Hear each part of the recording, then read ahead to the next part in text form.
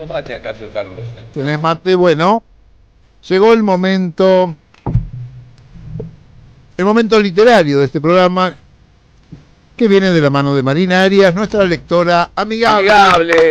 Muchísimas gracias. Hola, Marina. Y porque es la que más lee, la que Bienvenida. más entiende lo que lee. No, che. Tiene mucha comprensión acá de sí. texto. Acá leen todo menos vos. La verdad es esa. Tiene comprensión No. de texto, ¿verdad?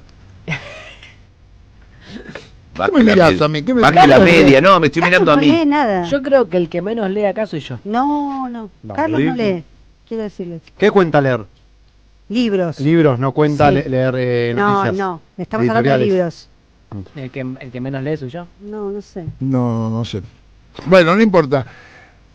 El tema de hoy, ¿cuál es, Marina? Bueno, como nos estamos acercando al 24 de marzo, se me ocurrió traer algunas sistematizaciones y cosas pensadas por estudiosos del tema sobre la relación entre la literatura y la dictadura cívico-militar y los efectos de la dictadura, o sea, ficciones que de alguna manera tocan el tema o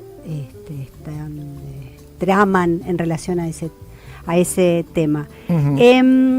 Quienes han estudiado todo esto dividen en varias etapas a la literatura vinculada con la dictadura. La primera etapa, y también las características comunes están en esos textos, es la que coincide con es contemporánea a la dictadura, digamos, la literatura que se estaba escribiendo, que se escribió en el mismo momento en el que en este país estaba Pero que la dictadura. da cuenta de la dictadura. Claro, no claro, cualquier cosa que se escribió en la época. no cualquier cosa que se escribió, sino que o habla sobre lo que estaba pasando, o deja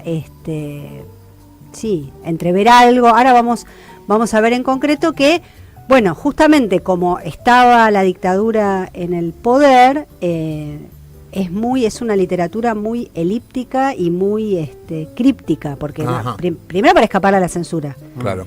Y además estaba en juego la vida de aquellos escritores y escritoras, los que estaban acá en el país, tenían que ingeniárselas para decir algo vinculado a lo que estaba pasando sin que, digamos, corriera riesgo su vida o que se les censuraran las publicaciones.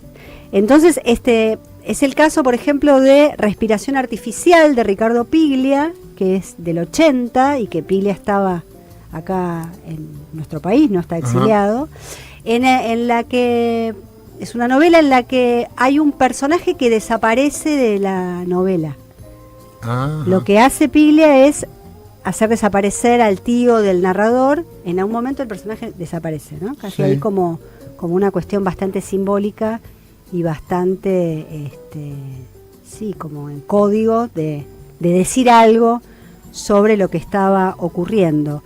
O sea, no desaparece, digamos, no es como que hay un personaje que desaparece. Desaparece el personaje. Sí, exactamente. Okay. Sí, no habla de, no es que de los la otros dictadura. personajes no dicen a dónde fue, no está, no lo encontramos. Desaparece el personaje.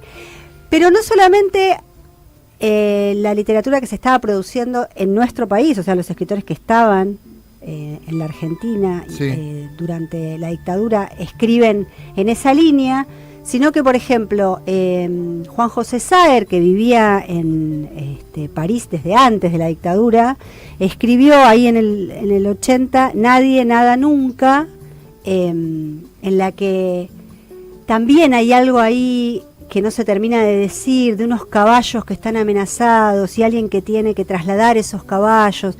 Como toda la literatura, o la mayor parte de la literatura de Saer, tiene que ver con ese territorio literario santafesino, transcurre en Santa Fe, pero tampoco dice nada abiertamente, a pesar de que él no estaba acá, y muchos teóricos hablan como de cierta solidaridad con los escritores que estaban en la Argentina y como cierto espíritu de época que hacía que toda la literatura vinculada, o sea, que de alguna manera quisiera decir algo sobre lo que estaba ocurriendo con la dictadura, va en esa línea, de algo bastante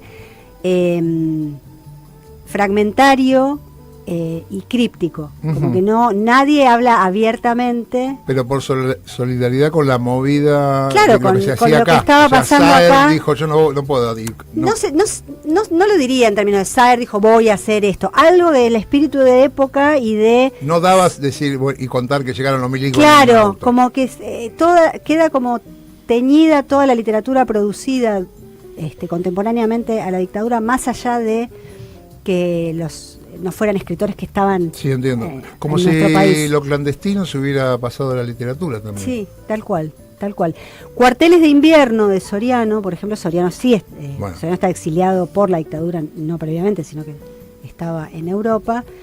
Habla, si se acuerdan, del boxeador, hay algo ahí que cuenta de toda una situación que están como perseguidos o escondidos, pero tampoco es abiertamente, no habla Ajá. en términos explícitos sobre los militares, así, en esos términos.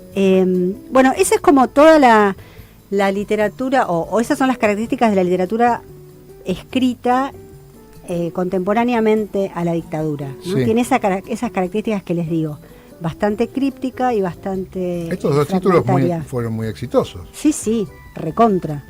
Los tres, la de Piglia y la Y de Saer son como Sí, quizás las novelas más famosas de los dos, y bueno, Cuarteles de invierno de Soriano, claro. ni que hablar. Bueno, finalizada la dictadura, hay una segunda etapa, o se puede como ahí sistematizar una segunda etapa de la literatura que de algún modo toca temáticas vinculadas a la dictadura, que tiene que ver con lo que se conoce como testimonial. Es como que se quiere reponer qué pasó. Es como el momento de los sobrevivientes Ujú. y el momento en el que se empieza a contar,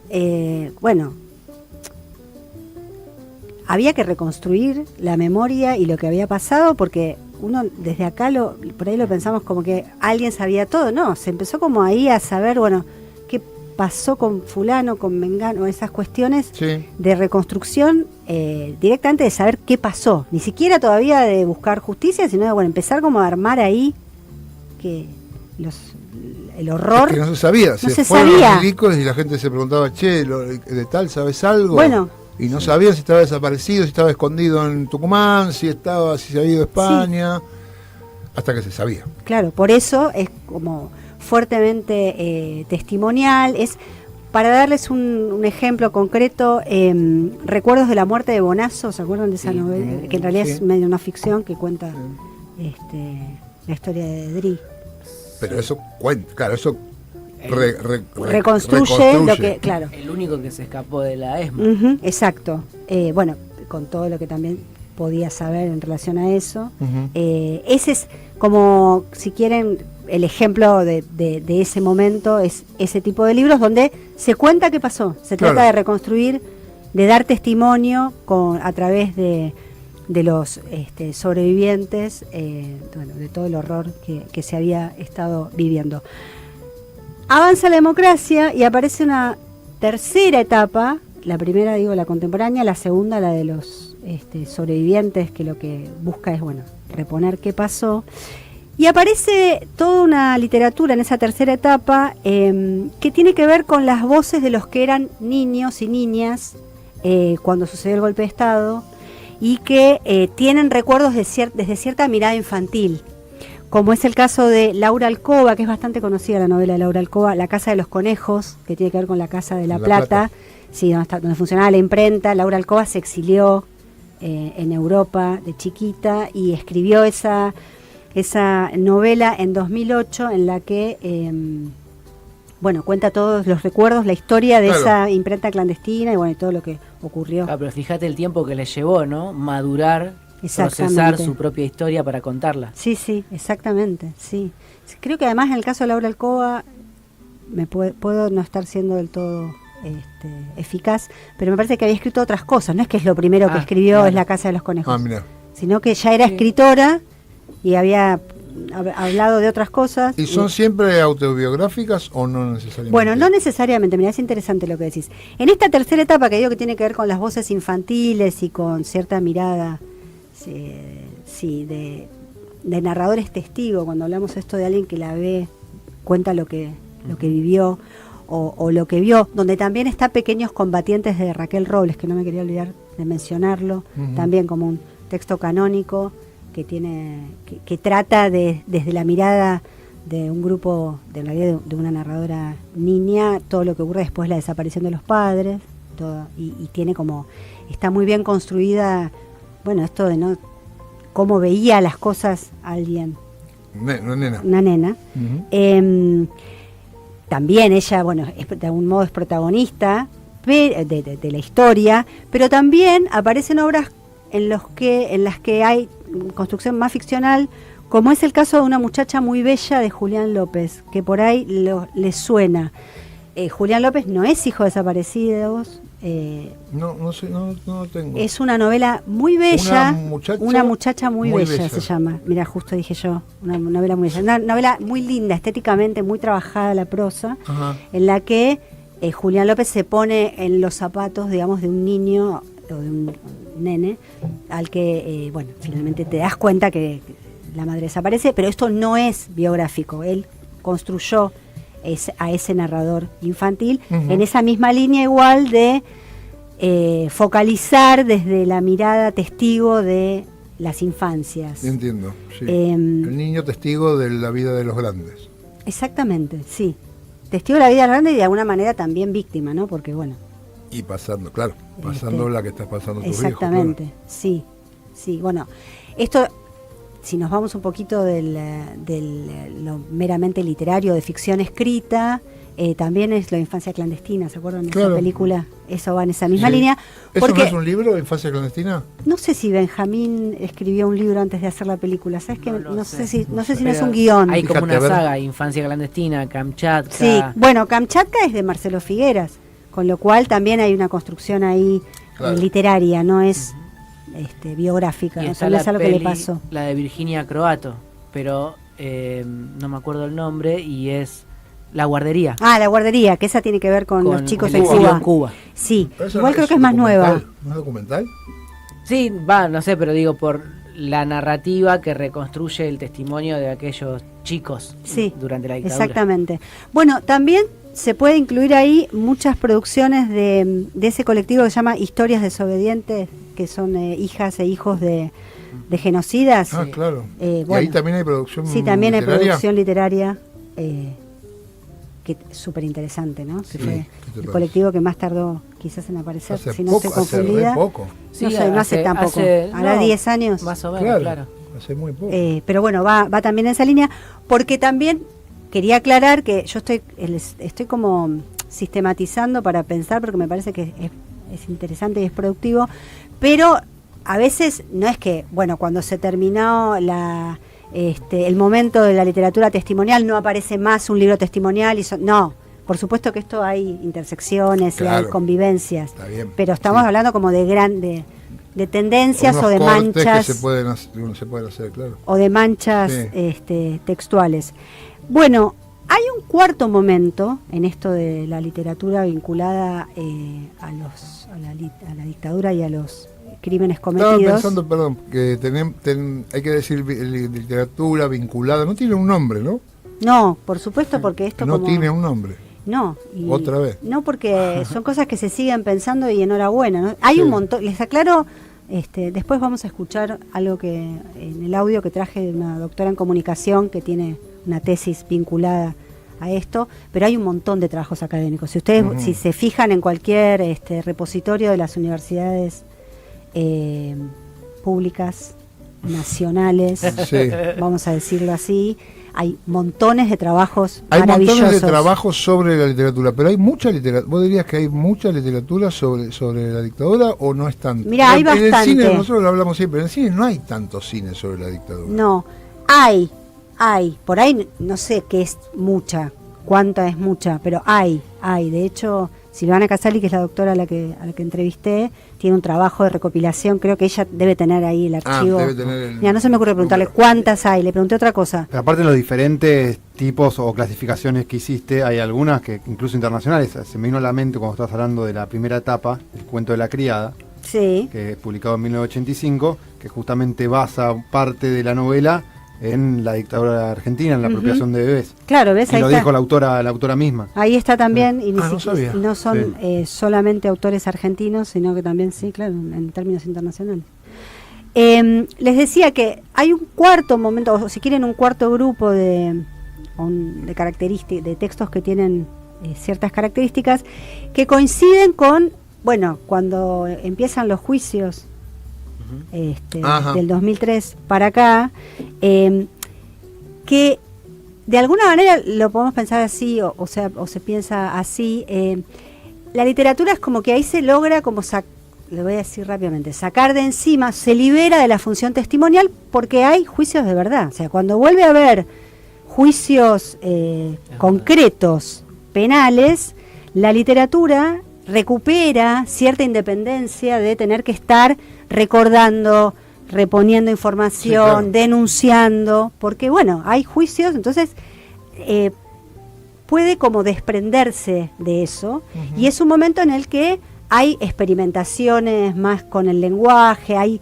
otra libertad, justo esta palabra, para crear, ¿no? Aun cuando esté en contacto con la temática de la dictadura, más allá de que, bueno, puede haber otra literatura que hable de otra cosa, pero se puede hasta hablar de cuestiones vinculadas a la dictadura con cierta independencia de la función referencial, lo digo así para los que son de comunicación, de lo que se está diciendo en términos del referente, más allá de que sean medio Podés anticuados. despegar más del dato concreto. Exacto, del dato y de la denuncia. En esa línea aparece toda la obra de Félix Brusone, que es bastante conocido. Félix Brusone es un escritor recontra reconocido, pero además, pero sobre todo quería señalar, aparece un libro de cuentos de Félix Brusone que se llama 76, en el que él hace una cosa rara, porque hace una suerte de autoficción, o sea que vos lo lees y te das cuenta que está contando cosas que decís, bueno, esto es verdad, pero al mismo tiempo se permite cierta mirada como distanciada de lo que está contando, medio hiperrealista. Alguna vez yo hablé acá del hiperrealismo, que es esta idea como de mirar la realidad como si estuvieras mirando con un microscopio a un insecto, ¿no? Con esa frialdad. Ahora les voy a leer un pedacito de un cuento de 76 para que vean de lo que les hablo. Dice así: en marzo del 76 desapareció papá. En agosto nací yo, el 23. Y en noviembre, 2 días antes del nacimiento de mi prima Lola, con quien me casé a los 27, desapareció mamá.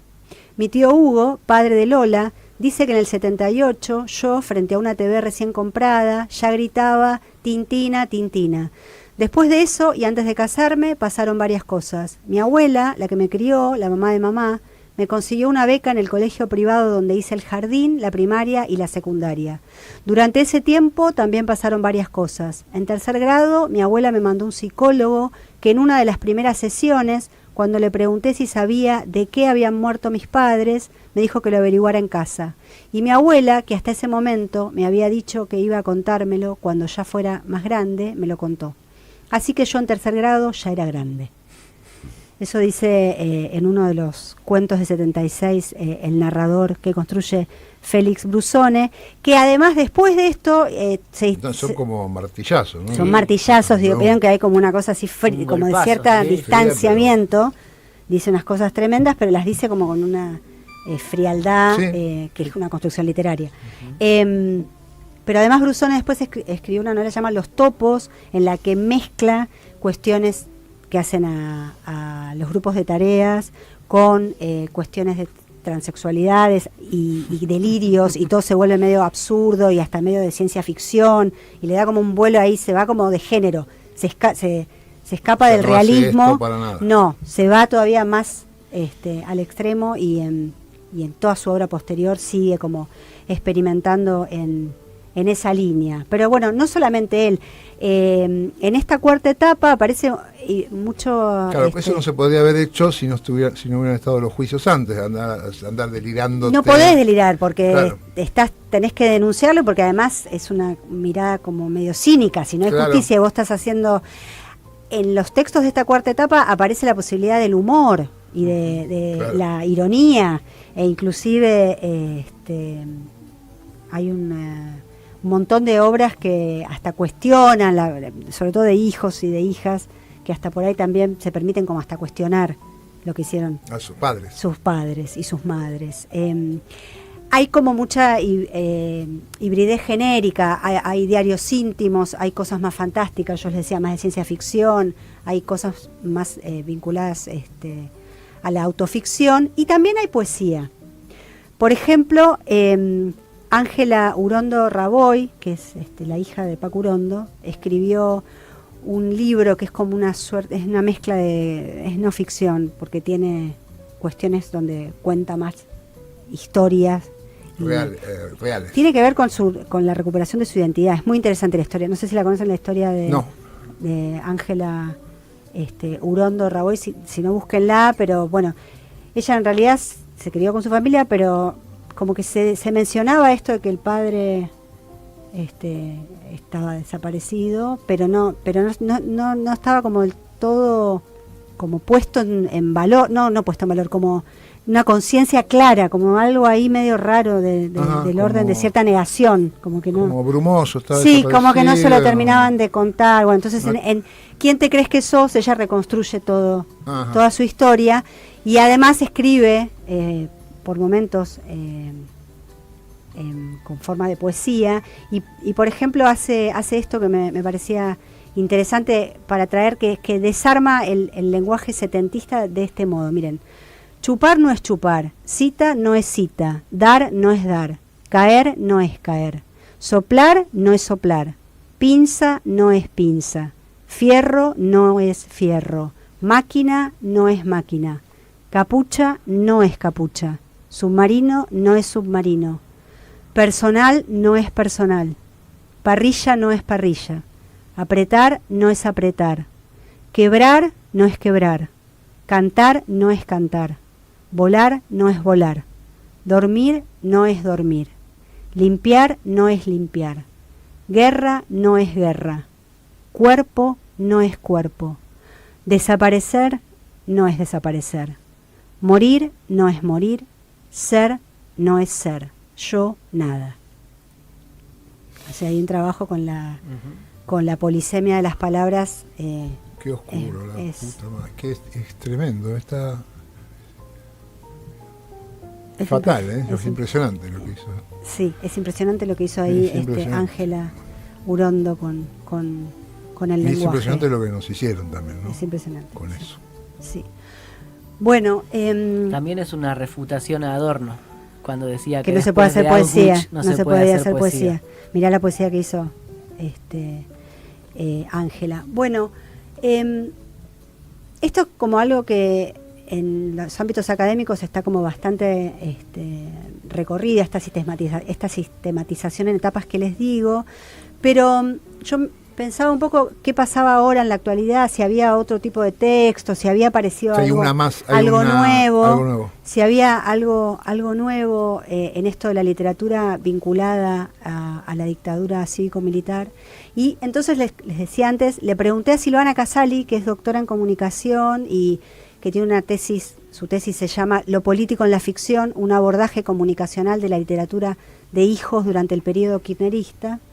O sea que es una especialista en el tema, cómo veía estas cuestiones, qué textos veía ahora en relación a la dictadura, y Silvana Casali me contestó esto. En principio sigue habiendo mucha producción literaria, pero se agregan nuevos modos de edición y circulación. Hay cada vez más editoriales independientes y también hay ediciones de hijos autogestionadas y otras de carácter coral. Empiezan a visibilizarse otras realidades sociales y otros territorios geográficos, ya no solo en Ciudad Autónoma de Buenos Aires, aunque en principio siguen siendo otros centros urbanos como La Plata, Córdoba, Tucumán, Rosario. Aparecen otros formatos que incluso conjugan estas variables que mencionaba, por ejemplo la historieta de María Yufra, La niña comunista y el niño guerrillero, que recupera historias de infancias de hijos del interior del país. Y finalmente surge un nuevo sujeto, los nietes. Y esto me da pie para mencionar que los tópicos de la memoria setentista se presentan ahora inseparables de discusiones que son contemporáneas, como los feminismos y las disidencias, la preocupación por el medio ambiente, la pandemia y la salud mental, entre otros. En ese sentido, para despedirme, menciono el libro Nieta, de Pilar Velázquez, editado en 2023 por Prueba de Galera. pero insisto, es una lista abierta. Bueno, ahí Silvana Casali, ¿no? Sumaba la mirada federal, que es interesante también. Sí, ella claro. tiene ahí un trabajo bastante interesante de recopilación y no es tan fácil encontrar, bueno, por lo que nos pasa siempre con la literatura, ¿no? Que siempre sabemos más de lo que se está produciendo en Buenos Aires o en La Plata O en Londres. Claro, bueno, ni que hablar, ni que hablar. Bueno, si les interesa, la tesis está online, la pueden buscar, la googlean, Silvana Casali, y está la tesis en el repositorio de la universidad.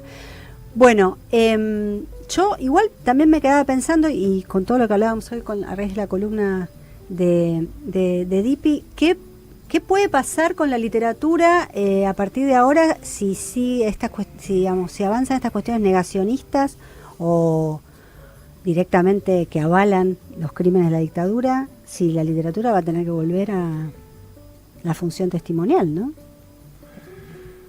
Sí, no sé, esto... Está pasando ahora, Está no pasando, sabemos. lo que pasa es que, claro, pasaron 2 meses, ¿no? Ujú.